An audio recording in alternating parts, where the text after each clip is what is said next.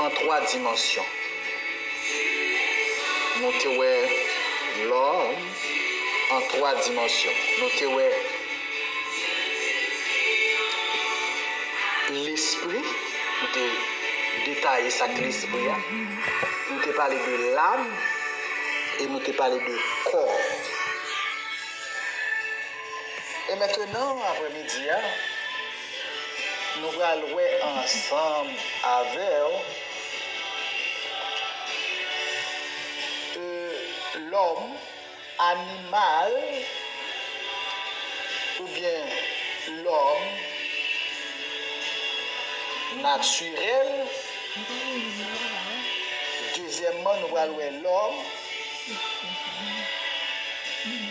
charnel. Et troisièmement, nous allons jouer l'homme spirituel. Amen. Donc, en gros, après-midi, c'est ça, nous allons jouer ensemble 3 éléments sages. Donc, disposez cœur pour nous capables d'étudier ensemble. Amen, amen. Nous disons grand bonsoir à tout le monde et nous saluons toutes les frères et sœurs dans le Seigneur. Et nous espérons que vous avez passé une très bonne semaine dans le Seigneur. Okay. Donc, déjà qu'on voit ça, c'est amis, frères, pasteur Renel Pierre qui est avec vous.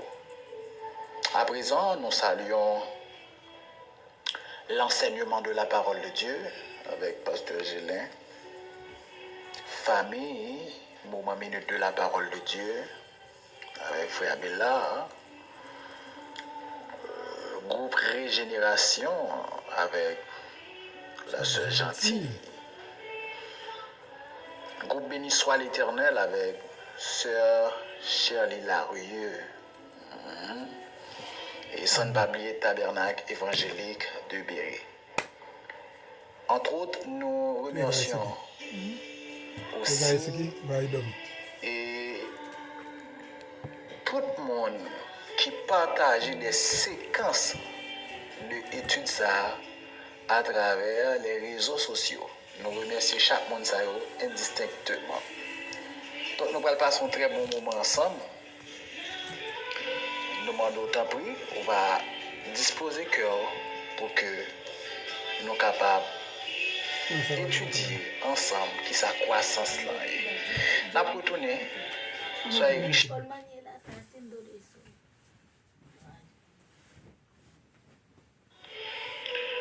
Alors mes frères et sœurs, nous t'ai parlé de l'esprit, de l'âme et nous t'ai parlé de corps. Le corps, mes frères et sœurs, c'est pas lui qui problème, non. Mais c'est qui moun qui bail corps direction. C'est qui moun qui alimente corps. Est-ce que c'est l'esprit qui alimente le corps ou bien c'est l'âme qui alimente le corps? Est-ce que c'est l'esprit qui bail non direction ou bien est-ce que c'est non qui quoi direction? Est-ce que c'est l'esprit qui influence corps ou bien c'est l'âme qui influence corps? Alors, nous allons essayer de rentrer pour nous parler de l'homme animal ou bien l'homme naturel. Au cas où il y a gens qui parle de l'homme animal et lui a parlé de l'homme animal, et pas jour et au jour, mais on veut parler de l'homme naturel. Qui ça qui est l'homme naturel là? L'homme naturel là, c'est un monde qui laisse diriger par ses sens. Qui laisse diriger par ses envies, par ses désirs. C'est ça qui est l'homme naturel là. L'homme naturel là, bon, n'est pas l'esprit de Dieu qui a dirigé, c'est pas la parole de Dieu qui a dirigé, la décision la prend, il prend en fonction de raisonnement, de logique. Donc, mes frères et sœurs, c'est ça l'homme naturel là. Bon, mais c'est garder pour 1 Corinthiens chapitre 2, verset 14. Mais l'homme animal ne reçoit pas les choses de l'Esprit de Dieu, car elles sont une folie pour lui.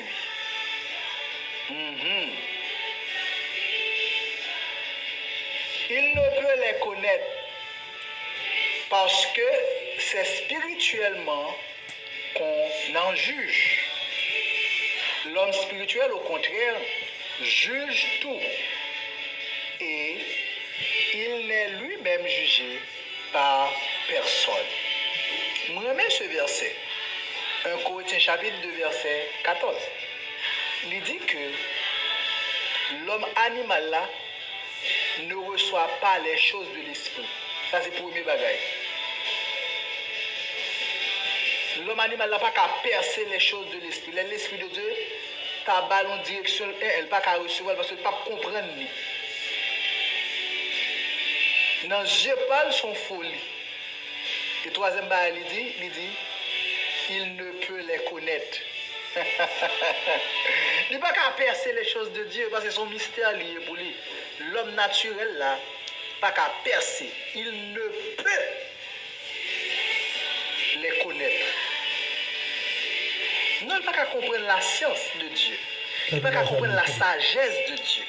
Il n'a pas de capacité pour le percer ça. Donc, ça, c'est l'homme naturel. Donc, j'aime déjà dit, l'homme naturel là, il est dirigé par ses sens.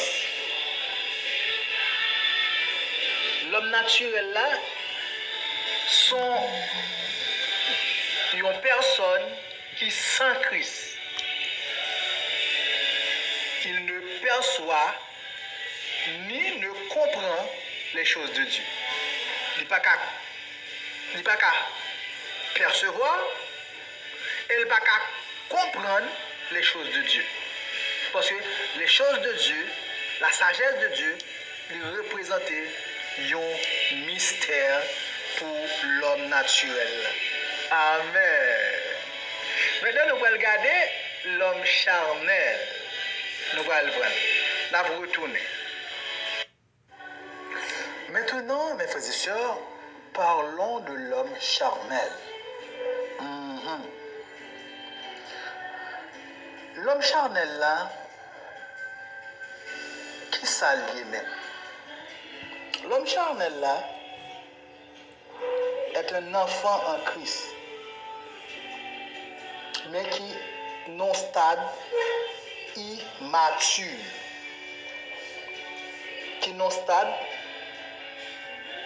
il peut atteindre la maturité spirituelle. Ok? Donc, l'homme charnel là, c'est un enfant de Dieu, mais qui est immature. Nous allons regarder 1 Corinthiens chapitre 3, verset 1 à 3.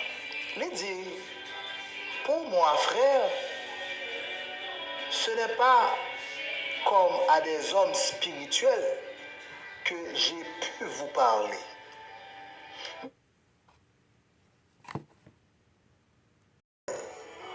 Comme à des enfants en Christ. Est-ce que l'apôtre Paul dit là, c'est pas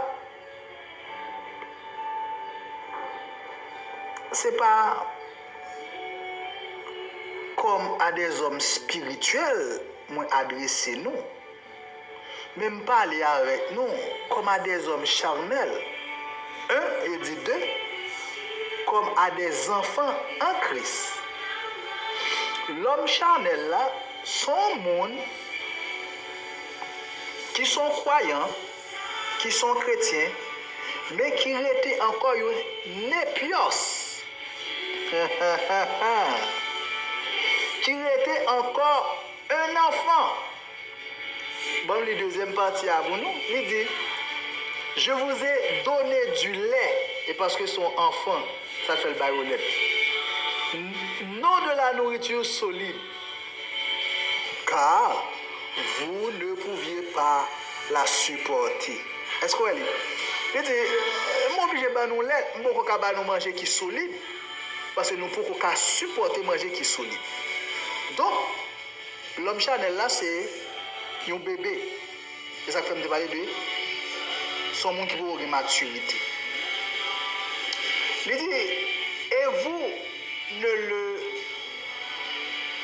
pouvez même pas à présent, parce que vous êtes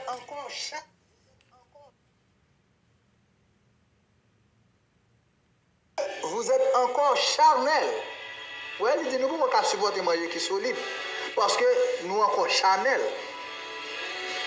En effet, puisqu'il y a parmi vous de la jalousie, premier bagaille, et des disputes, n'êtes-vous pas charnel?